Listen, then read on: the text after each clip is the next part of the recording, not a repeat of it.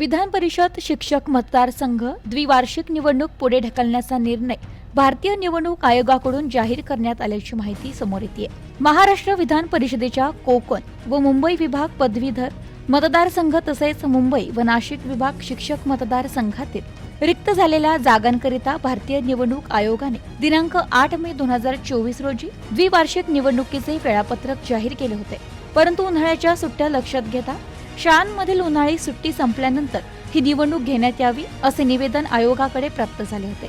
या निवेदनाचा विचार करून महाराष्ट्र विधान परिषदेच्या द्विवार्षिक निवडणुकीचा कार्यक्रम नंतरच्या तारखेपर्यंत पुढे ढकलण्याचा निर्णय घेतला आहे, असे भारत निवडणूक आयोगाने एका प्रसिद्धी पत्रकाद्वारे कळविले आहे। Bureau report, news today 24 Ahmednagar.